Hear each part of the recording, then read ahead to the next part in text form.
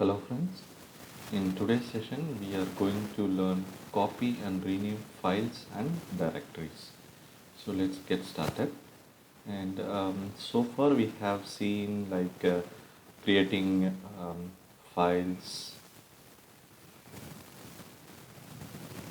and creating directories and renaming files. We are going to see copying and renaming files. And yeah. So for copying first let's create a file. So far we have seen touch command to create a file. We have another option also. We can use cat command followed by a greater than symbol, and we can give any file name. So here the advantage is in touch command we create it, and using BI editor we have to type the data. Here in the prompt itself, in the command prompt itself, we can type the data. So I'm just typing this is a test file A, and after that you can press Ctrl D to come out of that editor screen. And now let us see ls and see the file. So it seems lot of files are there, so we'll delete it. We remember that we use rm command to delete the file, and we can give -f option that stands for file, and file and then star. So it will delete all the files that starts with the file name file file. So here see that which files are got deleted. Okay, we can delete this file also. Open. Yeah, okay. So let's clear our screen, and we use the cat command, and we'll give the name of the file.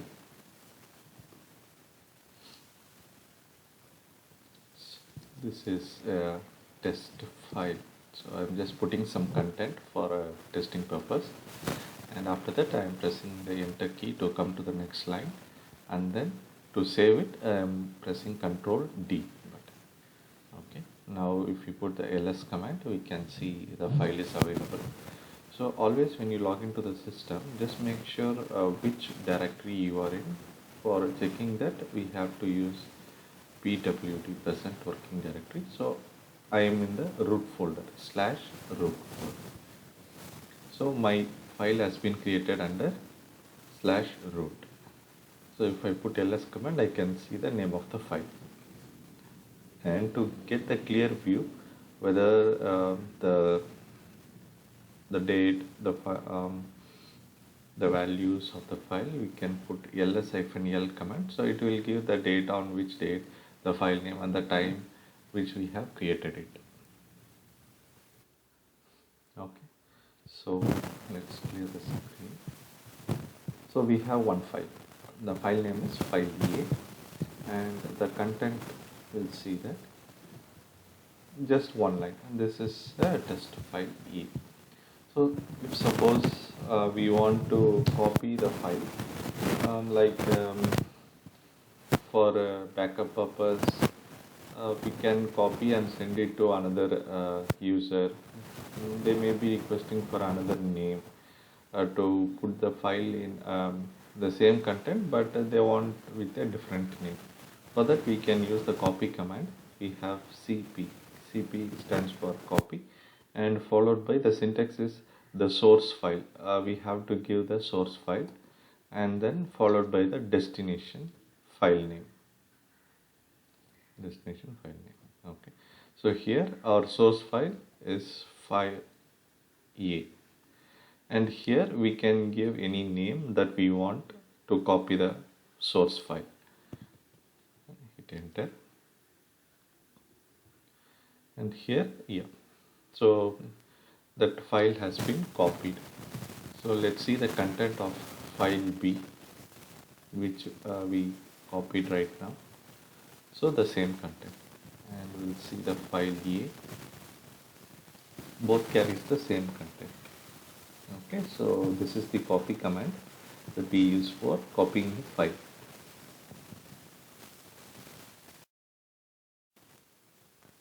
Okay, let's clear the screen. So right now we are in the root directory and we have two files, file A and file B. We have created file A and copied file B. Now there may be some requirement that the file name is not according to the production environment standards. So there are chances that they ask you to rename a file. So here we have a command called mv to rename the file. So let's want to rename file A to file C. So here what will happen is this file A, which is present in the root directory /root. Right now we have two directories, file A and file B. So now we are going to rename the file. So here it will replace the file A with the file C.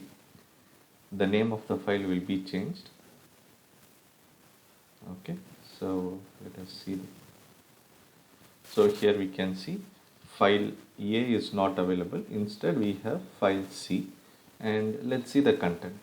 Content will be same. Okay, so this is a test file A. So the name of the file is file C. Since we have typed in the data as file A, those same contents are available, but just the name of the file has been changed. So here we have file B, which was copied earlier from file A, and the file A has been renamed to file C using mv command.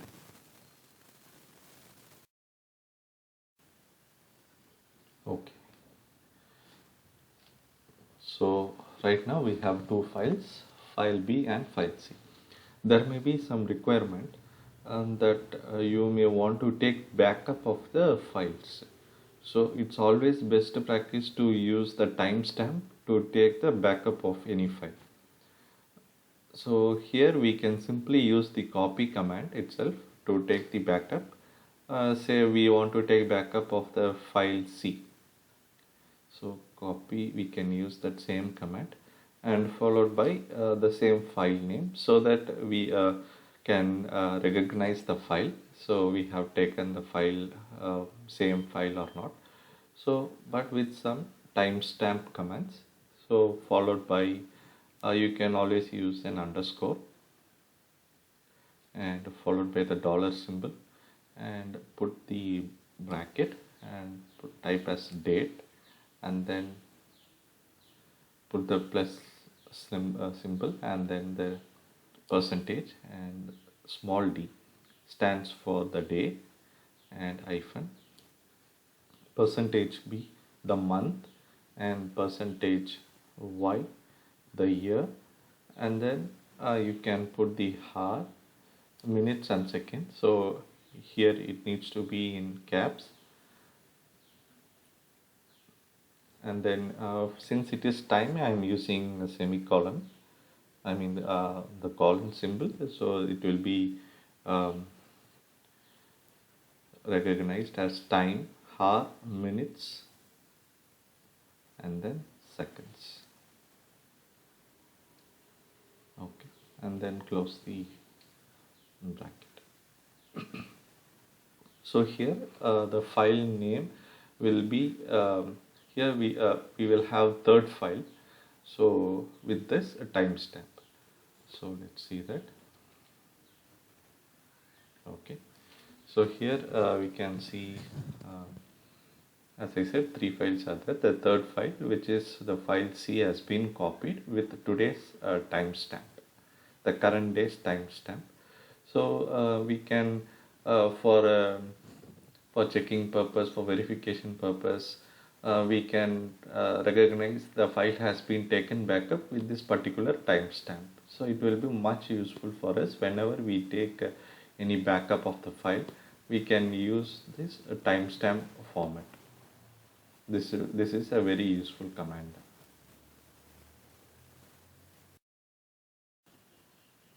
Okay, so now let us uh, try to move the file to another directory. Say for example, let me move to root. Okay, here these are all the default directories. So TMP stands for the temporary directory. So all our temporary files can be um, saved under a TMP. So once the system gets rebooted, the files in that TMP folder, I mean the directory, it will be removed automatically. Other than the system files, all the files that the user has been moved to here will be removed once the system gets rebooted. Okay, so let me move to my root directory where I have my files. Okay, now I'm going to move a file C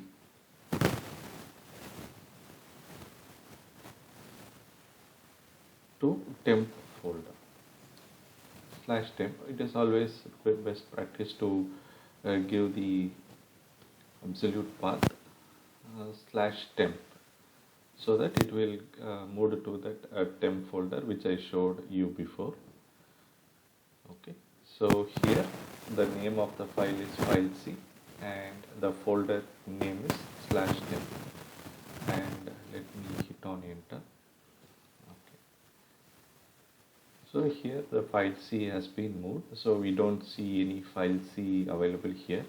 So let me go to cd, change my directory to temporary folder, and let me see.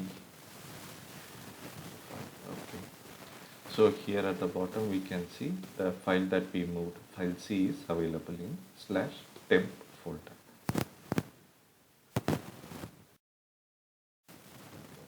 Okay, let's clear the screen.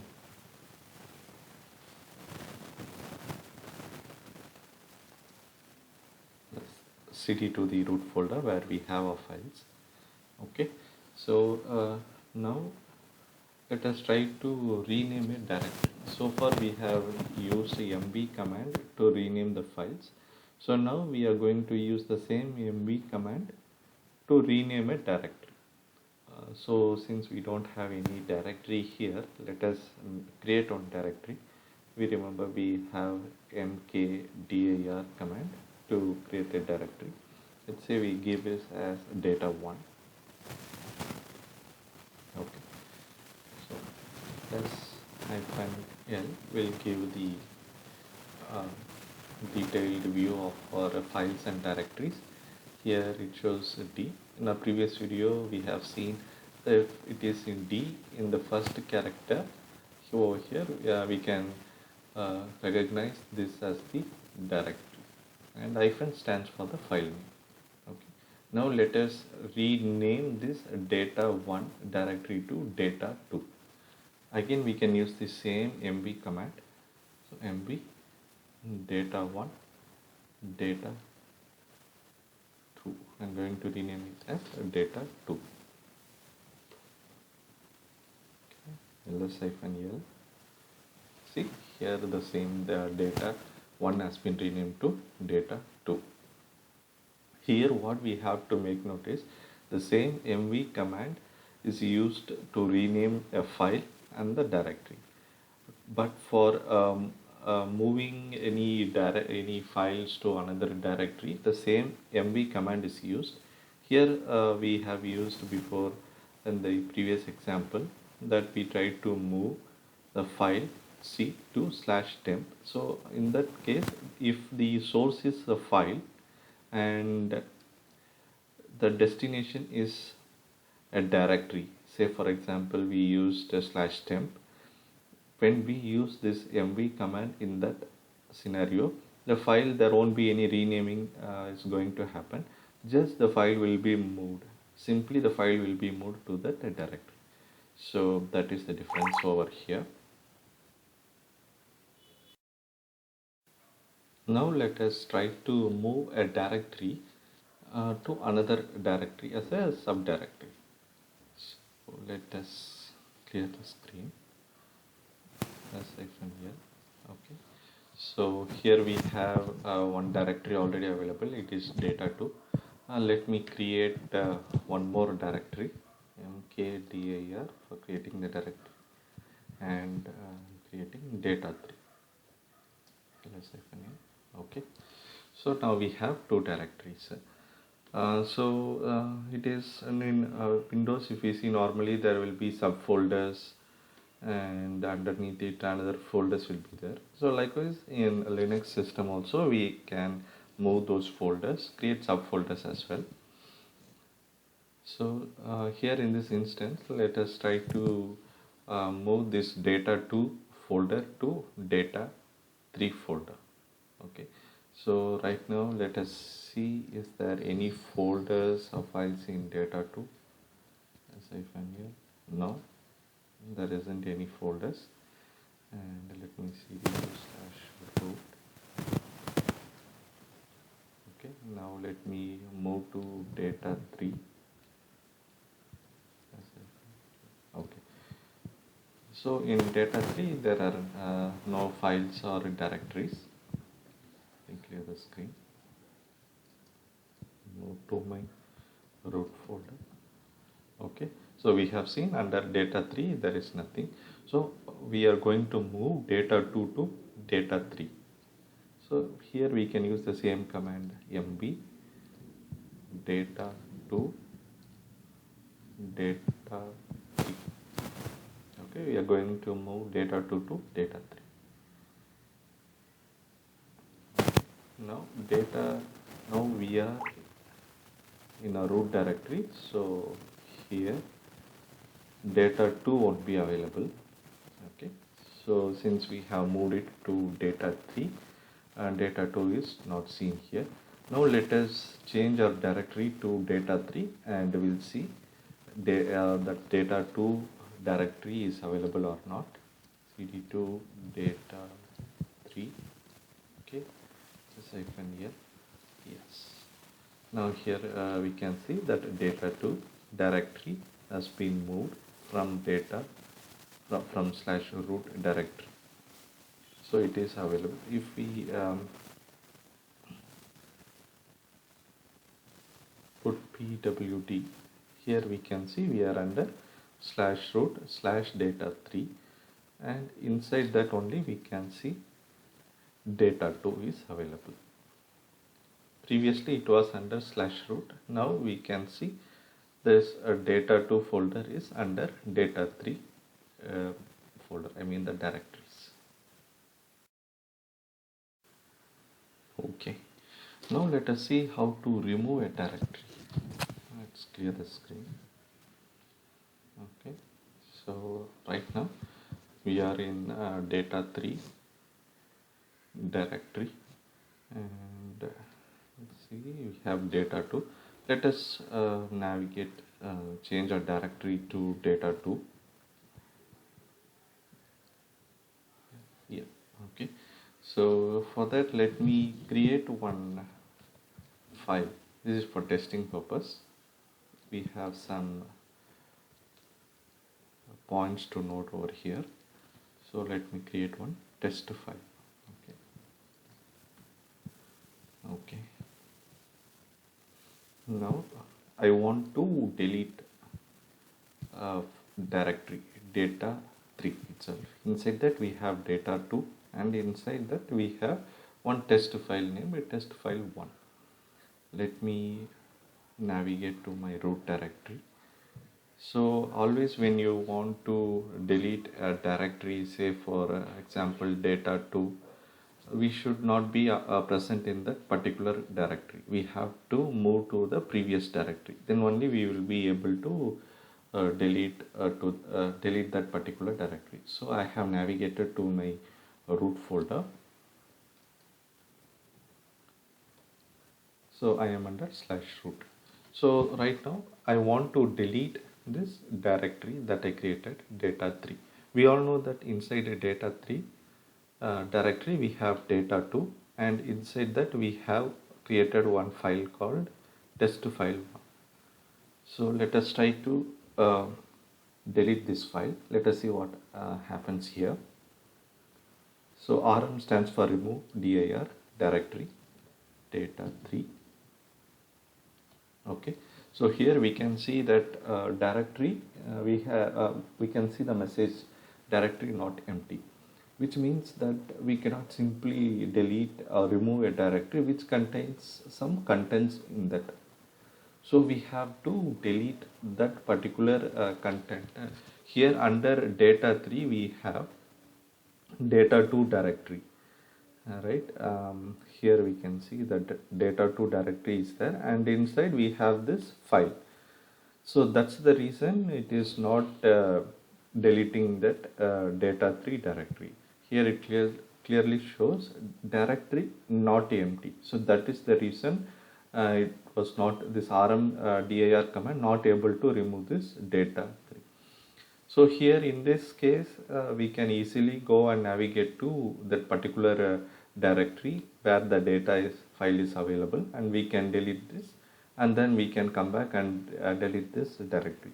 But in a real case scenario in production environment, it is not possible. There may be some hundreds of directories available inside this particular directory. For example, under data 3, there may be under hundreds of subdirectories. So in that case, we can use recursive command.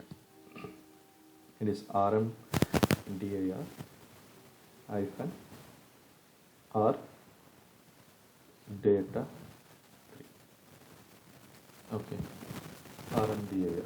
Okay, we can use one more option, f command, and then okay. So let us use the rm command, and then from rf data 3. Okay, so let us see. Yeah, so this data 3 directory has been removed. This rm command is used to delete or remove the directory that is having some files, and rm dir command you can use to delete a directory which is empty file.